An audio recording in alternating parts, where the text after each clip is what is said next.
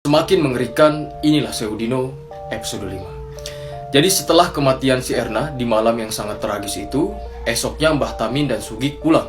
Mbah Tamin anehnya menggendong Dela, padahal semalam Dela hilang di tengah hutan. Sri berpikir bisa jadi Mbah Tamin sudah tahu semuanya, tapi perkara Erna meninggal, Mbah Tamin mungkin belum tahu. Mbah Tamin masuk dan ternyata ekspresinya biasa aja pas ngelihat si Erna meninggal dan berkata kepada Sri, beresin jasadnya, bawa Erna pulang. Udah, si Erna diberesin, tapi ternyata Sri dan Dini diajak ke Mbah Karsa dulu untuk laporan dan membicarakan masalah ini semua. Diantarlah Sri dan Dini ini naik mobil sama Sugik ketemu Mbah Karsa. Masuklah dia ke rumah Mbah Karsa. Mbah Karsa langsung ngomong, seandainya kalian bisa nurut dan baik-baik saja, mungkin tidak akan ada korban. Lalu, apa yang kalian mau? Sri langsung ngomong, saya mau mundur Mbah, ke Mbah Karsa. Terus Dini juga sama, dan Mbah Karsa menjawab, boleh saja kalian berdua mundur, tapi perkara nyawa kalian di depan saya tidak tanggung jawab sama sekali. Mereka berdua diam sebentar, saling lirik satu sama lain, dan Mbah Karsa bertanya lagi, bagaimana, apa kalian mau mundur tetap? Dan Sri berkata dengan Dini, tidak jadi Mbah. Mbah Karsa senyum dan seperti merasa lega yang mendengar kalau Dini dan Sri ini tidak jadi mundur. Ya udah bagus, yang penting kalian ke depan jangan aneh-aneh lah tingkahnya. Akhirnya Sri ini bertanya-tanya terkait boneka santet yang dia temukan di tengah hutan kepada Mbah Tamin dan Mbah Karsa. Dijelaskanlah oleh Mbah Tamin, ini semua adalah santet Seudino atau 1000 hari yang dikirimkan oleh seseorang kepada keluarga Atmojo dan bisa menghabiskan seluruh keturunan keluarga Atmojo. Tapi tenang aja, selama kalian urut apa yang saya perintahkan, kalian akan baik-baik saja.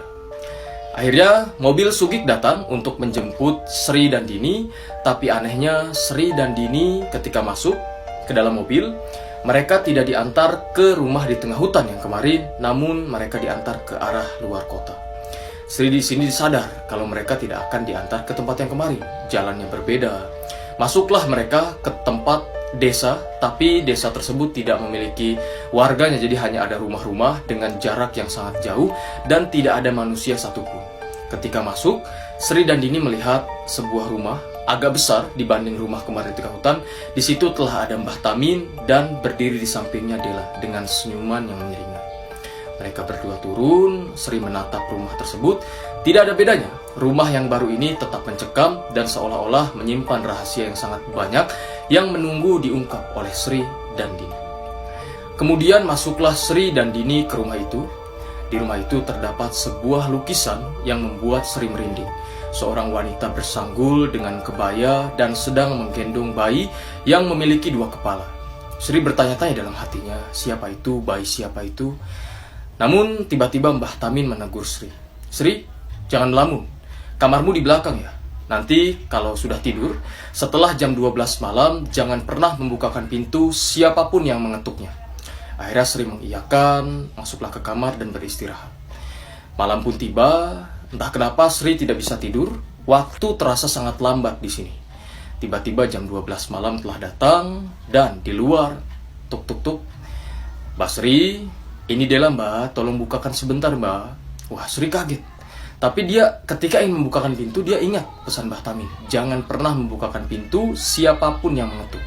Suara itu ada lagi, tuk-tuk-tuk. Mbak Sri, Dela tahu Mbak Sri belum tidur. Bukakan pintu Mbak Sri. Dia tetap diam dan tiba-tiba suara Dela hilang. Setelah dia diam, si Sri ini diam tidak menyaut yang di luar. Tiba-tiba, plak. Mbak Sri ini bodoh atau bagaimana? Apakah Mbak Sri tidak ingat? Jumat Kliwon Mbak Sri, pikirkan nyawamu Mbak Sri, kata si Dela dari luar. Wah, Sri ketakutan kan. Mbak Sri, buka Mbak Sri. Mbak Sri ini, si Sri ini tidak membukakan pintu. Akhirnya suara itu hilang, Sri menangis ketakutan, dan tangis ketakutan menidurkannya dalam kegelapan malam. Besok pun tiba. Menyuci bajulah Mbak Sri ini, si Sri ini dengan si Dini. Nah, di tempat cuci baju, si Sri bertanya kepada Dini, semalam ada Dela ke kamarku. Wah, si Dini juga bilang begitu. Iya, Dela juga ada ke kamarku. Tidak usah dihiraukan, kata Mbah Tamin, Dela memang suka begitu, setiap malam selalu kumat. Nah, setelah mereka berdua ngobrol, tiba-tiba ada Mbah Tamin datang. Sri, Dini, kemari kalian. Tolong bantu saya mencari jimat yang digunakan seseorang untuk menyantet si Della. Jimat itu berada di dalam kamar saya. Akhirnya mereka berdua mengiyakan, dan ketika mereka berdua-dua ini siap masuk ke kamarnya Mbah Tamin, ketika mereka membuka pintu kamar Mbah Tamin, betapa terkejutnya mereka melihat isi kamar Mbah Tamin ternyata terdapat sebuah